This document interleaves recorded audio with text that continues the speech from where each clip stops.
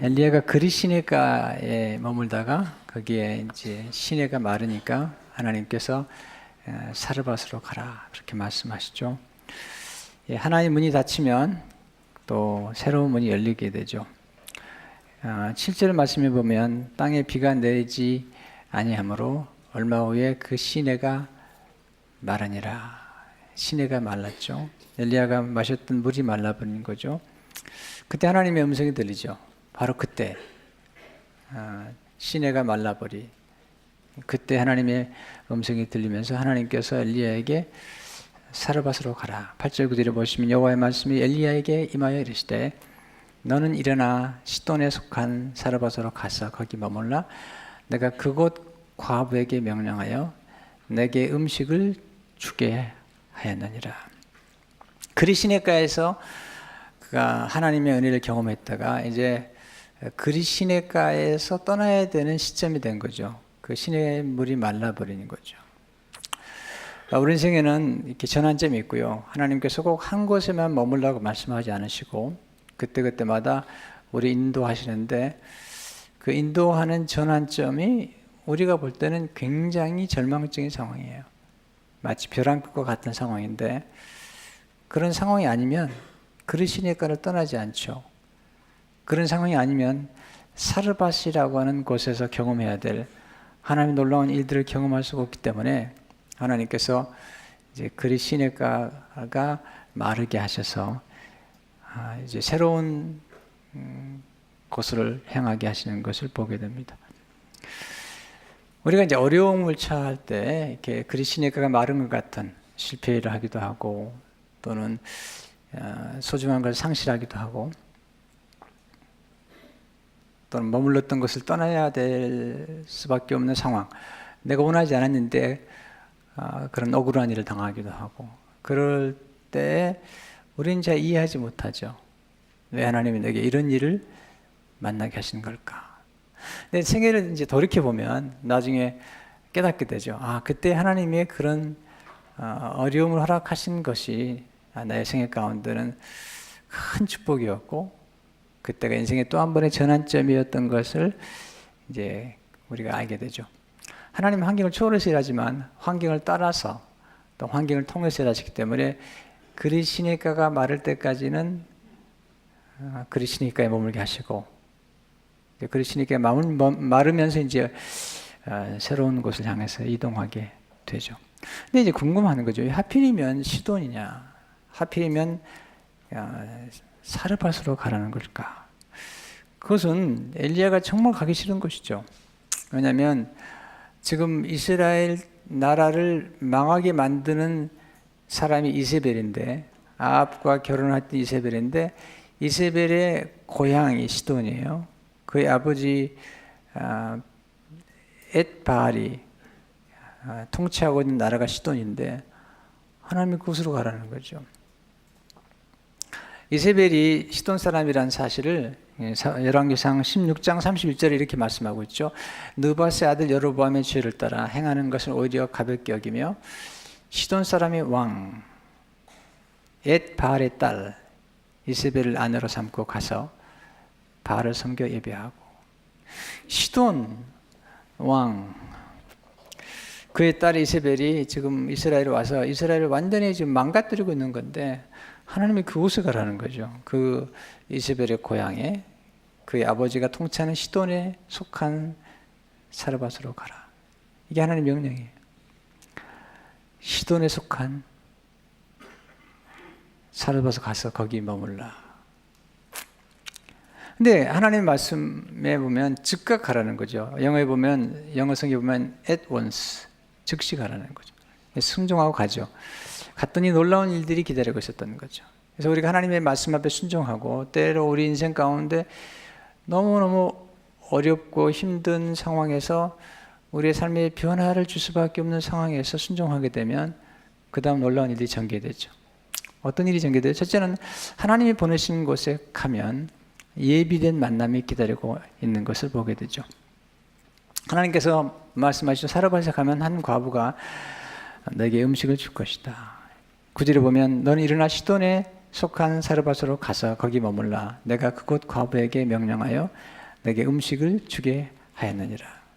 한 과부인데 하나님이 명령하셔서 엘리야를 공개하도록 그렇게 명령하셨다는 것을 보게 되죠. 사르밧에 갔더니, 순종하고 갔더니 진짜로 한 과부를 만나게 되죠. 10절에 보면 그가 일어나 사르밧으로 가서 성문에 이를 때에 한 과부가 그곳에서 나뭇가지를 줍는지라. 이에 부르르되 청하건대 그릇에 물을 조금 가져다가 내가 마시게 하라. 지금 궁금한 거죠. 사르밧에 가면 과부를 만난다고 그랬는데 하나님께 기도했을지 모르죠. 하나님, 내가 사르밧 가겠는데 이해가 안 됩니다. 시돈 땅에. 그렇지만 내가 가면 하나님 말씀하신 과부를 만나게 해주십시오. 진짜 한 과부를 만났는데 이 과부가 하나님이 예비하신 과부인지를 모르니까 일단 테스트를 하는 거죠. 물을 한 잔 가져오라.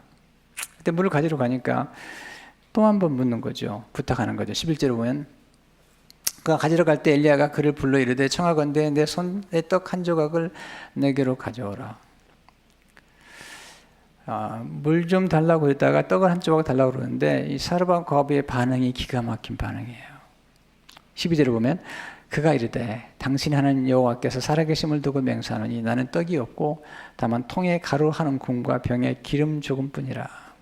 내가 나뭇가지 둘을 주어다가 나와 내 아들을 위하여 음식을 만들어 먹고 그 후에는 죽으리라. 하나님이 엘리야에게 보내신 과부가 부자 과부가 아니었던 거예요. 그것도 아주 처절하게 통의 마지막 가루와 병의 마지막 기름으로 떡을 만들어서 아들과 함께 먹고 죽으려고 기다리고 있었던 그런 과부를 만난 거죠. 그래서 우리는 질문하게 되죠. 왜 사르밧인지, 그리고 왜 이토록 처절하게 가난한 과부에게 하나님은 보내셨을까요? 이 질문에 대한, 우리들의 이런 질문에 대한 해답을 주신 분이 예수님이세요. 예수님께서 누가복음 4장 25절 26절에 보면 이렇게 말씀하시죠. 내가 참으로 너희에게 이르노니 엘리야 시대에 하늘이 3년 6개월간 닫히어 온 땅에 큰 흉년이 들었을 때에 이스라엘에 많은 과부가 있었을 때 엘리야가 그중 한 사람에게도 보내심을 받지 않고 오직 시돈 땅에 있는 사렙다의 한 과부에게 뿐이었으며, 예수님 말씀하시기를 그 당시에 이스라엘의 과부가 수없이 많았지만 이 시돈 땅의 사르밧에 있는 사렙다 과부에게 보낸 이유가 있다는 거죠. 이 말씀의 배경이 이런 배경, 이 말씀의 배경을 이해하면 이해가 돼요. 예수님께서 이제 30살이 되셔가지고 나사렛에서 성장하신 예수님께서 이제 공생애를 시작하는 거예요. 그래서 세례 요한의 세례를 받으시고 성령 충만을 받으시고 마귀의 유혹을 물리친 다음에 이제 천국 복음을 증거하시고 귀신을 쫓아내시고 병자를 고치시고 기적을 일으키는 중에 동네에 성장했던 고향에 가서 사람들을 만났더니 이 고향 사람들이 예수님을 믿지 않는 거예요. 예수님을 배척했어요. 예수님이 하나님의 아들이신데 하나님의 아들이신 예수님으로 보지 않고 믿지 않고 몫으로 보는 거죠. 그때 예수님께서 기가 막혀서 지금 하나님의 아들로서 하나님의 백성들에게 왔는데 이스라엘 백성들도 예수님을 배척하고 또 그의 고향 사람도 예수님을 배척할 때에 그들이 믿지 않음으로 기적을 행하지 못했거든요. 안 하셨거든요. 그래서 이 말씀 하시는 거예요. 엘리야의 시대나 지금이나 똑같다. 엘리야 시대에 그 수많은 과부가 있었지만은 하나님의 말씀에 순종하고 하나님을 신뢰할 수 있는 과부가 하나도 없었기 때문에 사렙 과부로 보낸 것처럼 내가 이스라엘에 와보니까 하나님 백성들이 나를 배척하고 고향 사람이 나를 배척하기 때문에 오히려 내가 이방 사람들과 오히려 사람들 배척하는 세리와 죄인과 소외된 사람과 병든 사람들과 귀신진 사람들과 그리고 창기들에게 그리고 가난한 여인에게 복음을 증거할 수밖에 없는 상황에 있다고 말씀하시는 거죠. 그리고 여기서 말씀하시기를 엘리사 시대의 나만 장군에 대해서 얘기하면서 주님이 다시 한번 27절에 이렇게 말씀하시죠. 또 선지자 엘리사 때 이스라엘에 많은 나비 영혼자가 있었을 때 그 중에 한 사람도 깨끗함을 얻지 못하고 오직 수리아 사람 나만 뿐이었느니라. 이스라엘에 많은 나병 환자가 있었지만 한 사람도 하나님이 나병 환자를 고쳐줄 거라고 믿지 않았기 때문에 나병도 고침을 받을 수 있다고 하는 믿음을 가진 한 사람, 수리아 사람, 아람 사람 나만 장군에게 하나님께서 명하셔서 엘리사를 통해서 그걸 고쳤다는 거죠. 하나님의 관심은 믿음을 가진 사람에게 있다는 사실을 강조하면서 하나님께서 엘리사로 하여금 나만 장군을 고치게 한 것처럼 엘리야로 하여금 바로 사르밧 과부에게 찾아가게 하셨다는 거죠. 어떻게 사르밧 과부가 믿음이 있는 걸 알 수 있죠? 이 여인의 고백에서 알 수 있죠. 엘리야를 만났을 때 이 여인의 고백이 놀라워요. 엘리야가 너무 충격적인 거예요. 왜냐하면 그 이스라엘 백성들 가운데 이런 신앙의 고백을 한 사람을 한 사람도 만나지 못했기 때문이죠. 열왕기상 17장 12절을 보니까 이 여인이 하는 말이죠. 당신이 하나님 여호와께서 살아계심을 두고 맹세하니, 아니 하나님이 살아계시다는 거예요. 바알신을 섬기는 그 동네에서 이스라엘 민족들은 하나님의 살아계심을 믿지 않고 오히려 바알을 섬기는데, 이 시돈 땅의 사르밧은 바알신을 섬기는 동네에서 이방 여인이 하나님의 살아계심을 알고 믿고 있는 거예요. 자, 이 고백은 엘리야가 아합을 만났을 때 했던 고백이거든요.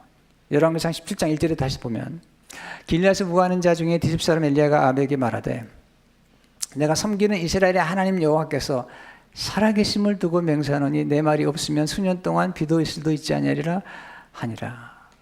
엘리야의 신앙 고백을 보세요. 엘리야의 신앙 고백과 사르밧 과부의 신앙 고백이 똑같아요. 엘리야는 말하기를 내가 섬기는 이스라엘의 하나님 여호와께서 살아계심을 두고 맹세하노니. 근데 사르밧 과부도 뭐라고 고백하죠? 당신의 하나님 여호와께서 살아계심을 두고 맹세하노니. 귀한 놀라운 고백을 하고 있는 거죠. 엘리야가 이 여인의 믿음을 보고 하나님의 말씀을 전합니다. 예. 오늘 본문 13절 14절을 보게 되면 엘리야가 그에게 이르되 두려워하지 말고 가서 내 말대로 하려니와 먼저 그것으로 나를 위하여 작은 떡 한 개를 만들어 내게로 가져오고 그 후에 너와 내 아들을 위하여 만들라.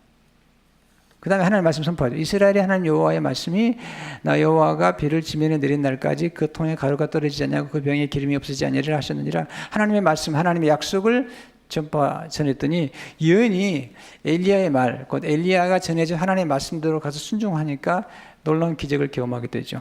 15절 16절을 보게 되면 그가 가서 순종한 거죠. 엘리야의 말대로 하였더니 그와 엘리야와 그의 식구가 여러 날 먹었으나 여호와께서 엘리야를 통하신 말씀같이 통에 가루가 떨어지지 아니하고 병에 기름이 없어지지 아니하니라. 여기서 우리가 사르밧 과부를 통해서 믿음이 무언가를 알아야 돼요. 믿음이란 하나님의 살아계심을 믿고 입술로 고백하는 거예요. 또 믿음이란 하나님의 약속에 성취될 것을 기대하는 거죠.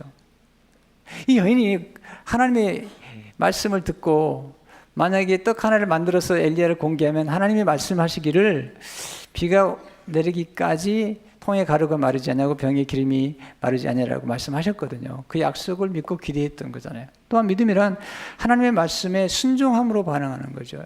엘리야가 순종한 것처럼 사르밧 과부가 하나님의 말씀에 순종했죠.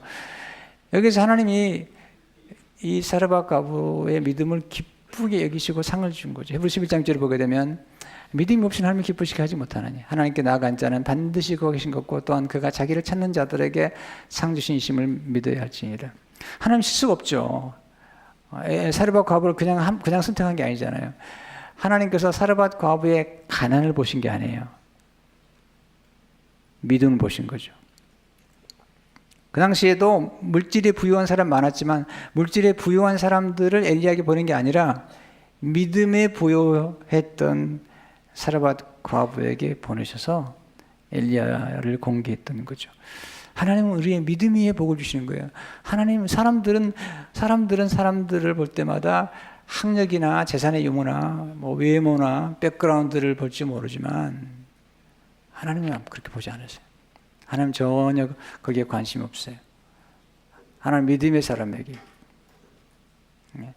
사르밧 과부의 믿음 위에 기적과 복을 내리신 것을 볼 수가 있죠. 두 번째 우리가 배우는 교훈, 하나님은 훈련을 통해서 미래를 준비시켜 주시는데 엘리야가 사르밧에서 훈련을 받죠. 그리시네가의 훈련은 기본 훈련이었고요. 이제 3년 동안 거의 가까운 기간 동안에 이제 본격적인 후반기 훈련을 받게 되는데, 사르밧이라는 말이 뜻이 재밌어요. 사르밧이란 재련 혹은 영광로라는 의미를 가지고 있죠. 거기서 엘리야의 찌꺼기들이 다 빠져나가고 하나님의 사람으로서 준비되는 과정인데, 그 사르밧의 이름이 영광로예요. 영광로. 데오돌 에프라고 하는 성경 그 주석가는 말하기를 이렇게 말합니다. 하나님은 영광로와 같은 시련을 통하여 그의 삶 속에 아직 남아있는 자만심의 찌꺼기들과 또 하나님으로부터 독립된 자아 행위와 어떠한 자기 의존적 경할지라도 남김없이 영위시키고자 하는 목적이 있었던 것 같다. 이때 하나님은 이스라엘의 구속과 정결을 위한 계획을 세우시고 엘리야를 그 도구로 사용하시기 위해 그가 깨끗한 그릇이 되도록 준비하고 계셨던 것이다. 하나님은 훈련의 중요성을 아시는 분이에요. 여러분, 훈련이 정말 중요하잖아요. 훈련받지 않은 군사는 위험한 거죠. 훈련되지 않은 배의 선장은 위험한 거죠. 훈련되지 않은 비행기 기장은 위험한 거죠. 하나님의 사람으로 쓰임받으려면 철저하게 훈련을 통해서 미래를 준비해야 되는데, 하나님께서 바로 사르밧에 보내서 사르밧 과부와 더불어서 훈련을 받게 하시는 걸 보게 되면, 저는 훈련에 관심이 많은 사람이죠. 많은 사람들이 성공하고 싶은 의지는 있지만 훈련받고 싶어 하는 의지는 없어요. 많은 사람이 성공하고 싶은 의지는 있지만 성공을 위해서 준비하고 싶어 하는 의지는 없어요. 많지 않아요. 그래서 이렇게 탁월한 사람을 만나기가 좀 드문 거죠. 저는 훈련에 관심이 많기 때문에 훈련에 대해서 누가 정의를 내리면 너무 관심이 많아요. 제가 책을 읽는 가운데 가장 감동적으로 훈련이란 무엇인가를 정해 주었던 분이 누구냐면 스카텍이라는 분이에요. 아직도 가야 할 길에서 그는 이렇게 말하죠. 훈련이란 고통을 먼저 선택하고 즐거움을 나중에 누리는 것이다. 기가 막힌 정의죠. 제 멘토 중에 한 분, 리처드 파스터 목사님은 이렇게 정의했죠. 훈련이란 적절한 때에 적절한 이유로 적절한 행동을 할 능력을 얻기 위한 것이다. 그런 계속 이렇게 말하죠. 훈련은 우리를 변화시키는 하나님의 은총의 도구라는 거죠. 탁월한 설교가가 하나의 존 어트북 목사님, 제가 어젯밤에도 그분의 설교를 들었는데 참 훌륭한 설교가죠. 이렇게 말합니다. 훈련된 사람이란 올바른 일을 올바른 시간에 올바른 방법과 올바른 태도로 할 수 있는 사람이다. 어떤 분은 올바르지 않은 일을 열심히 해요. 바람직한 올바른 일을 올바른 태도를 가지고 하는 게 중요하잖아요. 재능이 아무리 탁월해도 훈련되지 않으면 거의 쓸모가 없습니다. 로이 스미스라는 분은 훈련은 재능이 능력이 되도록 하는 재련은 불이다. 메리엇이 말하기를 훈련이란 세상에서 가장 값진 것이며 이것 없이는 성품도 있을 수 없다. 또 성품 없이는 발전이 있을 수 없다. 허튼 딜은 말을 기억해야 됩니다. 아무리 헌신된 열심이라도 훈련받지 않으면 거의 쓸모가 없다. 지난 수요일날 와서 연주하시고 간증하셨던 차인원 교수님께서 어떤 분이 들은 얘기를 해주시는데요. 한국에 박사학위를 받고 놀고 있는 사람만 20만 명이래요.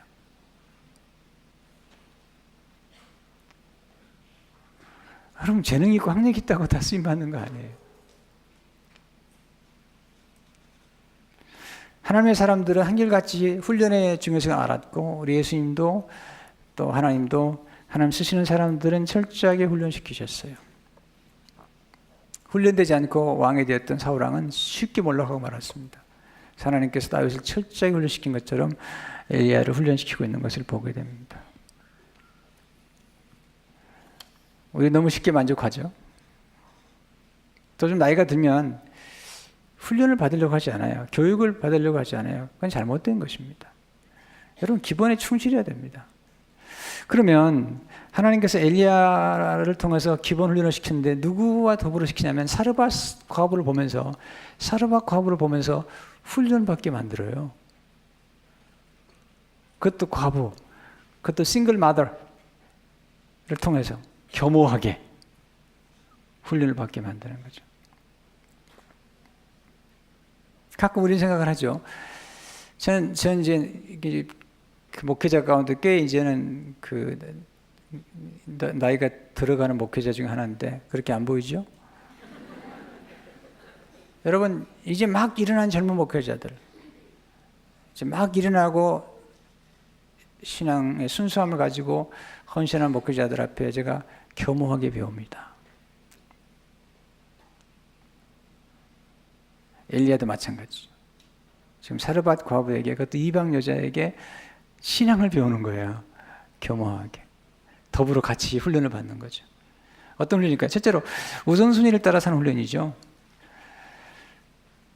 엘리야가 이 사르밧 과부에게 한 부탁이 있는데 이 부탁 속에 훈련이 담겨 있는 거죠. 13절에 보면 엘리야가 그 이르되 두려워하지 말고 가서 그에게 내 말대로 하려니와 먼저, 이게 중요한 거죠. 우선순위죠. 먼저 그것으로 나를 위하여 작은 떡 한 개를 만들어 내게로 가져오고 그 후에 너와 내 아들 위하여 만들라.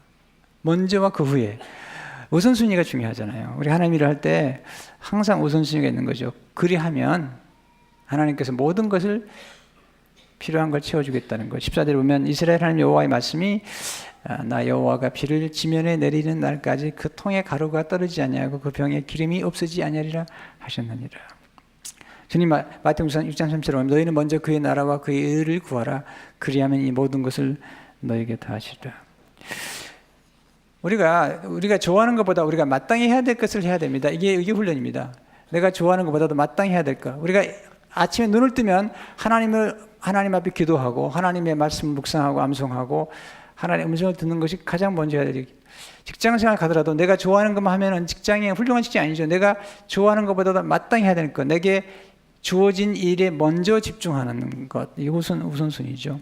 하나님을 만나는 것, 하나님이 주신 일들을 먼저 하는 거죠. 두 번째, 작은 것을 심고 많은 것으로 거두는 훈련이죠. 이건 반복된 훈련이죠. 까마귀 통해서 그걸 배웠고요. 이제는 물 조금 작은 떡 한 개 속에서 놀라운 걸 본 거죠. 엘리야가 본 거죠. 그 작은 떡 하나를 하나님께 바쳤더니 엘리야를 공개했더니 하나님 말씀 공개했더니 3년 6개월 동안 거의 3년 이상 비가 오지 않은데 통에 가루가 마르지 않고 병에 기름이 떨어지지 않은 놀라운 기적을 경험하는 거죠. 하나님은 바로 이 작은 것을 소중히 여기는 걸 훈련하는 거죠. 어쩌면 작은 걸 너무 하찮게 여기는데요. 하나님 나라는 그런 나라가 아닙니다. 거듭 작은 것에 충성하고 섬세하게 섬기는 것이 필요하죠. 세 번째, 먼저 비우고 풍성에 채우는 훈련을 하는 거죠. 통에 가루를 비웠잖아요. 병에 기름을 비우고 떡을 만들어서 자기가 먹어야 되는데 먹지 않고 심었고 드렸잖아요. 그랬더니 하나님께서 그 비웠던 통에 비웠던 기름병에 철철 넘치도록 하나님께서 채워주시는 것을 보게 됩니다. 여러분, 엘리야는 큰 사람이기 때문에 큰 일을 도모하는데 하나님 말씀하시죠. 그게 중요한 게 아니다. 내가 아무리 큰 일 해도 내가 사르밧 과부 한 사람을 잘 돌보지 못한다면 넌 하나님 사람 아니다.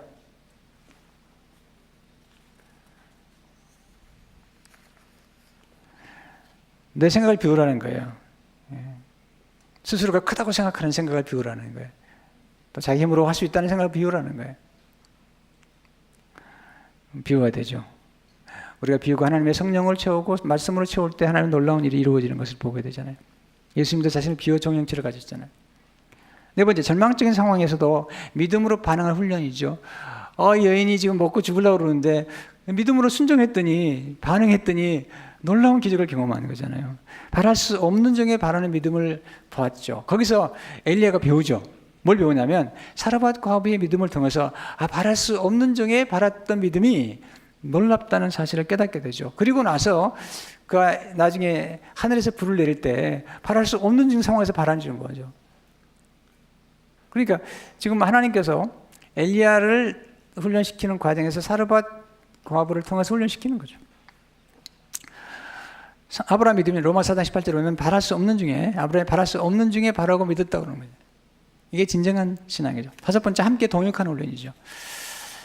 엘리야가 까마귀와 함께 동역했어요. 이제는 사르밧 과부와 함께 동역하는 거예요. 여기서 우리가 하나님 일을 감당하려면 하나님께서 말씀하시기를 하나님이 맡겨진 사람이면 누구나 다 함께 동역하라는 거예요. 가끔 어떤 사람 보면요, 자기 여자하고 일하지 않는데요.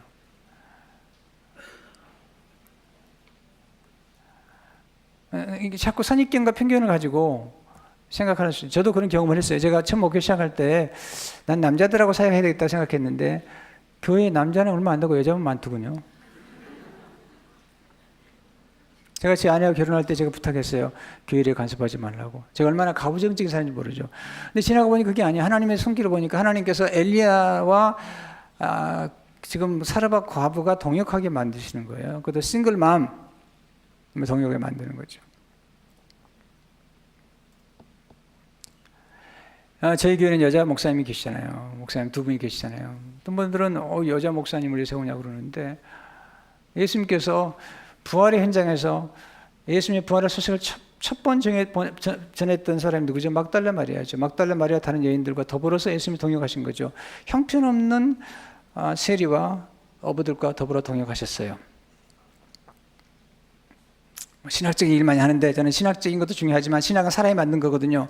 성경으로 돌아가서 엘리야를 하나님께서 사르밧 과부와 동역하게 하셨다면 예수님께서 막달라 마리아와 같이 귀신 들린 여자와 한때 창기와 동역하셨다면 우리는 할 말이 없는 거죠. 하나님 명하시면 하는 거죠. 아멘 안 하시나요? 집에 가서 하실 거예요? 여섯 번째는 반복적인 일상의 삶 속에서 성실하게 살아가는 훈련이죠. 이게 제일 어려운 거예요. 3년 동안 대단한 일이 이루어지지 않는데 성실하게 그는 살아가야 되는 거예요.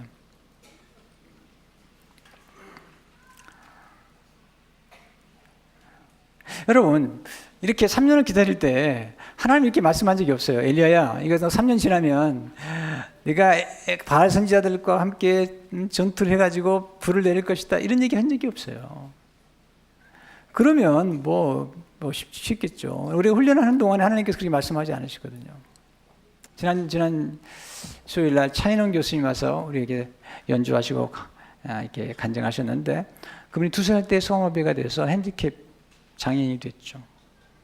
집이 너무 가난해가지고 9살 때 재활원으로 보냈어요. 거기서 초등학교를 다녔는데 거기서 초등학교를 다니는 중에 그 바이올린 하는 선생님 한 분이 와가지고 바이올린을 연주하는 걸 듣는 순간 감동을 받고 그때부터 바이올린을 이제 배우기 시작한 거죠.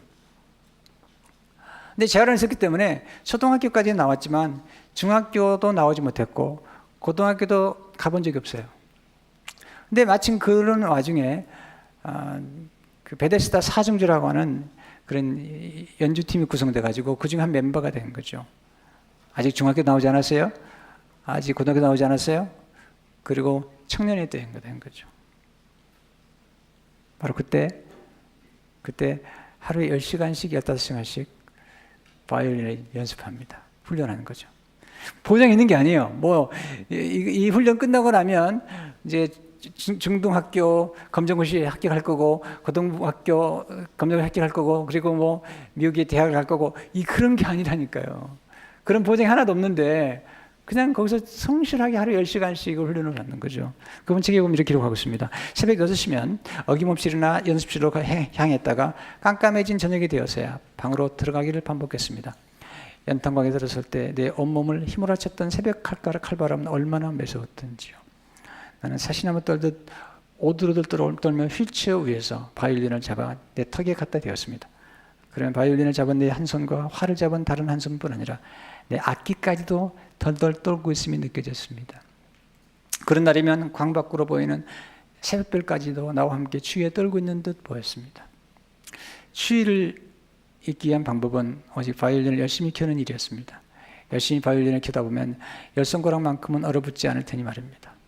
하지만 바람이 한번 휘몰아치면 연탄가루가 내 코와 입속으로 떠물려 들어오는 바람에 속수무책으로 연탄가루를 들이마셔야 했습니다.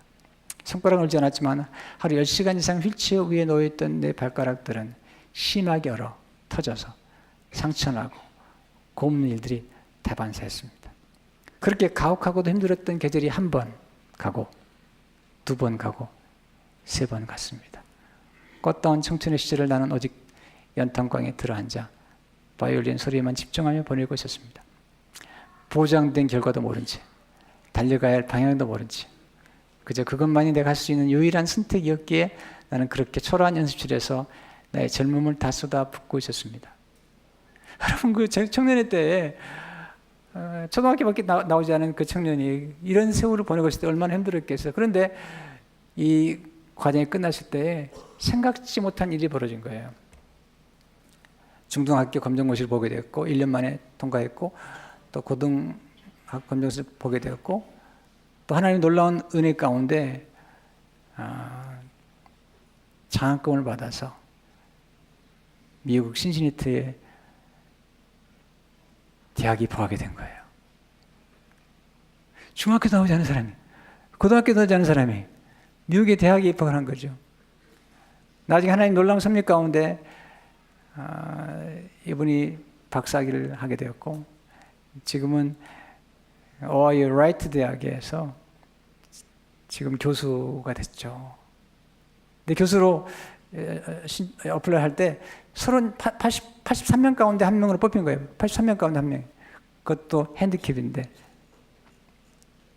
1년 동안 외롭게 새벽들을 싸우면서 기도했는데 7개월의 과정을 거치는 가운데 뽑힌 거죠. 지금은 세계적인 연주자가 되었어요. 근데 이분보다 연주 잘하는 분이 많아요. 본인도 얘기하시더라고요. 근데 이분 하나님 쓰신 이유가 뭘까요? 연주하면서, 그리고 오케스트라 지휘를 하면서, 교수를 하면서, 성품의 성품. 보통 좀 연주자가 되고 유명해지면 교만하기 쉬운데요. 지난 수요일날 그런 모습을 결코 볼 수가 없었어요. 제가 두려움까지 생겼어요. 야, 저분 하나님 계속 쓰시겠다. 그분의 겸손한 간증과 간증할 때마다 감격하면서 눈에 적셔진 그 촉촉한 눈물을 보면서 이분의 앞길은 무한히 열려있구만. 그게 어디서 왔을까요? 성품에서 온 거죠. 훈련을 통해서 온 거죠. 그것도 일상의 삶 가운데 훈련을. 나중에 그분이 이렇게 고백합니다. 그때 나는 손가락 움직이는 테크닉이 아니라 음악의 감정, 음악의 조화, 음악의 느낌을 확실하게 배우고 있었던 것입니다. 우리는 가장 초라한 변두리의 연통강에서 가장 밑바닥 생활하면서 그 엄청난 것을 배워가고 있었던 것입니다. 여러분, 일상의 삶에서 어떻게 성실하게 살아가시는지요? 이게 관건이잖아요. 성실함. 하나님 우리를 성공하도록 부르지 않았지만 성실하라고 부르신 거잖아요. 근데 그 성실의 결과가 놀라운 거죠. 여러분, 엘리야는 시돈에 있는 사르밧에 선교사로 파송을 받았어요. 저는 이번 이 말씀 묵상하면서 가장 큰 감동이었어요. 왜냐하면 지금 이세벨이라는 여자가 시돈 땅에서 바알 신을 퍼뜨리는 선교사로서 이스라엘에 파송받았는데 바로 그곳에서 왔던 그 사르밧 땅에 하나님이 엘리야를 보내가지고 엘리야에게 그곳 가서 선교하라는 거죠. 그것도 한 여인에게. 여러분, 이 여인이 사르밧 과부가 그 놀라운 기적을 경험하면서 그 동네 사람들이 굶어 죽어가는데 자기 집에 있는 통에 가루와 기름을 나누지 않았을 것 같아요? 나눠줬겠죠. 그러면서 하나님의 살아계심을 증거했겠죠.